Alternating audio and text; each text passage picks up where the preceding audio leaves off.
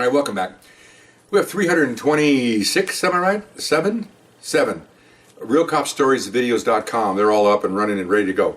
Got all kinds of stuff on there. You got old people killing each other. You got gang members rolling over each other. You got, officers in pursuit of each other.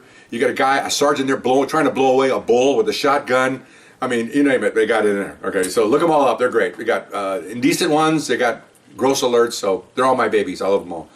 Because it's true life stuff. You don't get this on Cops or any of these other shows.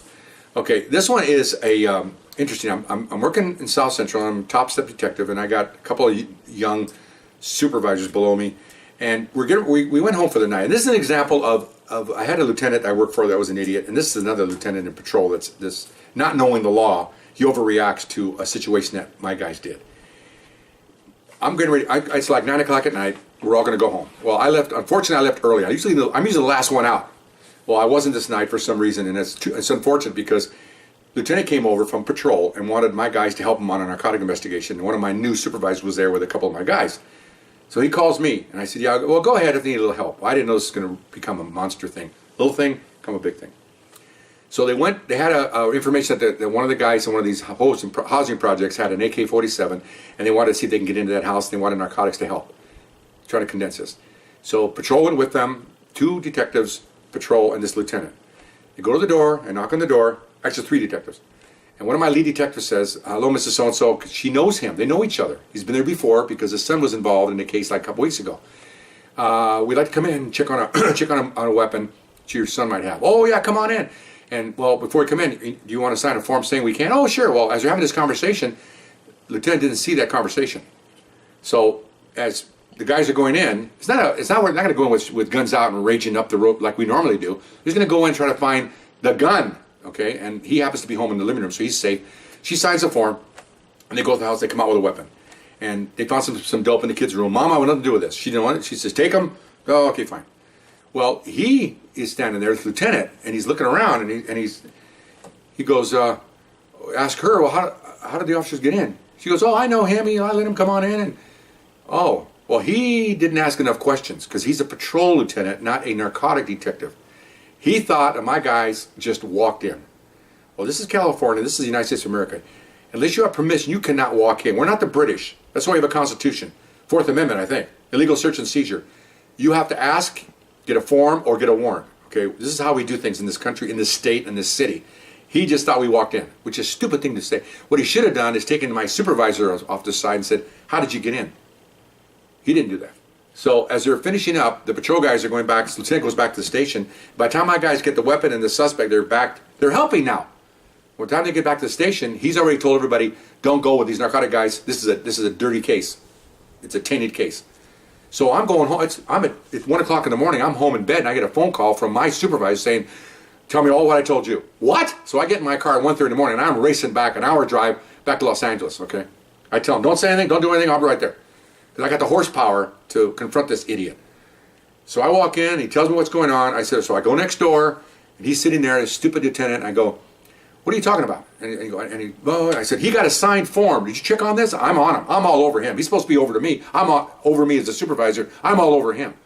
He goes, well, I don't know about that. Well, you know what? I said, when the captain comes in at 6 o'clock, we're going to discuss this. Yeah, okay, we will. Fine.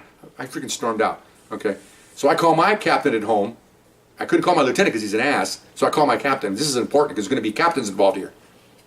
Luckily, I had a really good captain there in patrol that was over this idiot lieutenant. Sure enough, the sun comes up. Guys are guns booked and everything. I let those guys go home. I kept my new guys are coming in. I called a couple of my guys to come in early because we have to do some things here. We might have to fix this. So sure enough, my captain called me, says, what's going on there? He calls my lieutenant. He comes down. Now we're having a conference. This guy's the lieutenant's sitting in there, his captain, first captain, not the big captain, my lieutenant and me, and we're discussing this. And I'm the lowest ranking guy in this room, and I am leading this meeting. I am so hot I can't even talk. Okay, I'm still hot. 40 years later, I'm pissed. And I told him why. I said, you're tainting this investigation. We helped you, and now you're telling us that we're corrupt and we're messing this up. I said, you got a problem. Make an official complaint with Internal Affairs. Don't be walking around the station pointing, going, oh, look at those guys. Oh my gosh, oh my gosh. Don't be doing that crap. I'm telling him this. I'm telling the captain this. And they're like, oh, calm down. I said, no, I'm not going to calm down. I said, you're calling us corrupt. Is that what you're calling us? No, we're not. No one ever called you corrupt. Oh, really? By innuendo then? I mean, I'm hot. I am hot, man. I've been on the job now 29 years. You ain't going to put anything over my eyes. Okay, you can't BS the BSer. Okay? So they go, well, okay, well, we'll just pass this off as a training issue. I go, no, it's not. And everybody, it was a silence, and they're looking at each other. So then my lieutenant walks out, this lieutenant walks out, and I go to walk out, and then I turn and slam the door. This guy looks at me, this is the captain, and I go, he's wrong. He won't admit it. You're kind of wrong for supporting him. No, I'm just trying to be neutral. No, you're not. I don't appreciate this. And I'm going to call my captain right now, because this is wrong. Totally wrong. Oh, okay. Can you imagine? I'm scaring the hell out of this guy, okay? I walk out. Well, I didn't go back to my office. I went right next door to the big captain that's over this captain. And he heard about it. And I walk in there, I go, I need to talk to you. And this guy was really good. Oh my gosh. I mean, proactive. He's the one that gave me 15 guys to do a 3-warrant search out of a truck. Look that one up. This guy is progressive as hell. Come on in, I heard about this. So I tell him what I told you. Son of a bitch. I said, which one? He goes, both of them. I go, I know. He goes, I'll take care of this. Don't worry about it. Okay, fine. So meantime, I called my cal. All kinds of stuff going on here. This is what goes on behind the scenes when you're trying to protect your people about something that we didn't do anything wrong. So my lieutenant finally grew a little small set of testicles and decided he wanted to talk to this captain.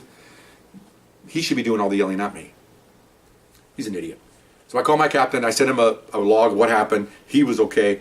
And next thing I know, this lieutenant, a couple days later, comes to my office, asked to come in. This is the patrol lieutenant.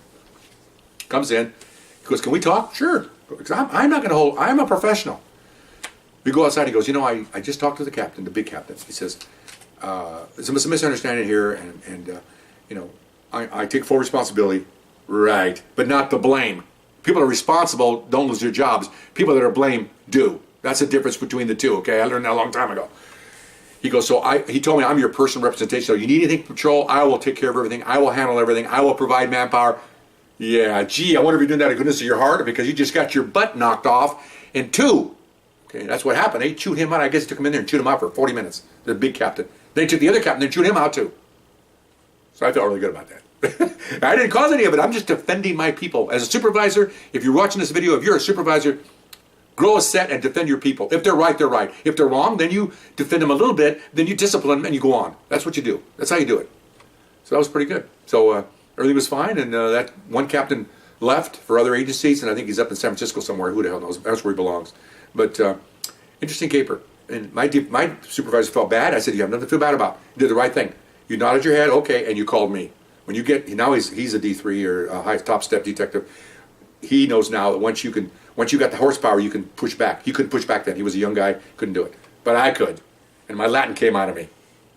Blood flowing through my veins, man. I'm not 98.6, I'm 99.6 degrees. Anyway, I'm sorry about that. I rambled on, but it was an interesting caper. I hope you enjoyed it, and we'll see you next time. Bye-bye.